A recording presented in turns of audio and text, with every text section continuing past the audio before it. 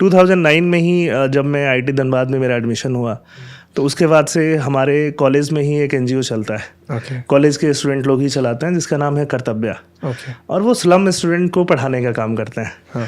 तो पहली बार मैं एक तरह से जाके वहाँ पे पढ़ाने का काम कर रहा था, मैं कर्तव्य से जुड़ा, और मुझे बहुत छोटे छोटे बच्चे दे दिए गए जिनका एज 5 साल या 6 साल था।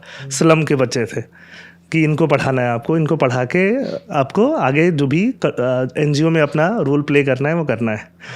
फिर मैंने 2-3 दिन पढ़ाया, मुझे लगा ये तो बहुत मुश्किल काम है, छोटे बच्चों को संभालना, क्योंकि पढ़ाना एक चीज़ है, मैनेज करना बहुत मुश्किल हो रहा था उन बच्चों को।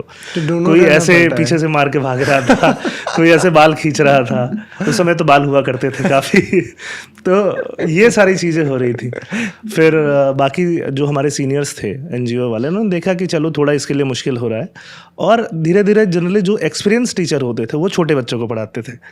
और वहाँ पे उस साल उन लोगों ने इनिशिएटिव लॉन्च किया कि चलो जो बड़े बच्चे हैं, जो स्लम से ही उन लोगों ने पढ़ा के स्कूल सिस्टम से निकाल के 10th तक पढ़ा दिया है, तो उनके लिए IIT JEE की फ्री कोचिंग कराई जाए। फ्री कोचिंग ही है क्योंकि एनजीओ चल रहा है।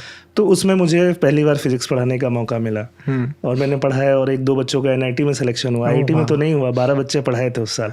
फिर से एक मतलब अलग सा ही किक मिला कि मैंने क्या ही दे दिया बच्चों को। तो वो चीज़ काफ़ी ज़्यादा मोटिवेट की, और जस्ट आफ्टर द कॉलेज मैंने वही चीज़ चुना। फिर मैं दिल्ली 6-8 महीने पढ़ाया, और फिर कोटा 4 साल पढ़ाया। कॉम्पिटिटिव एग्जामिनेशन स्टेट लेवल तक रहता है, पर नेशनल लेवल में वो कॉम्पिटिटिवनेस नहीं होता है, या आसाम का स्टूडेंट्स वो परफॉर्म नहीं कर पाते, जो कि आपके एक्सपीरियंस इतना बाहर से है, आपने कोटा में भी काम किया है, आपको पता है।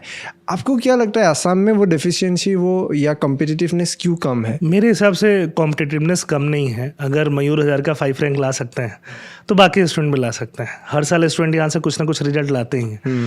तो जैसे मैंने पहले भी बोला और फिर इसको दोहराता हूँ, जो गेम है वो माइंडसेट का है।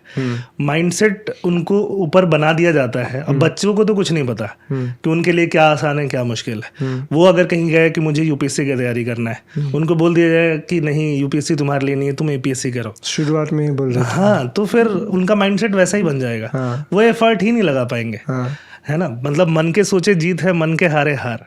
मन से ही पहले उनको हार मनवा दिया जाता है, तो ये नहीं करना है। और टीचर्स का क्वालिटी अच्छा होना बहुत ज़रूरी है। टीचर्स मेंटर जितने अच्छे होंगे और जितना अच्छा माइंडसेट स्टूडेंट को दे पाएंगे, प्लस इंफ्रास्ट्रक्चर, ये चीज़ें अगर मीट करेंगी, तो धीरे धीरे वो इकोसिस्टम क्रिएट होने लगेगा, जहाँ पे यूपीएससी के रिजल्ट आपको ये डायरेक्टली आपको आसाम और नॉर्थ ईस्ट से दिखने लगे।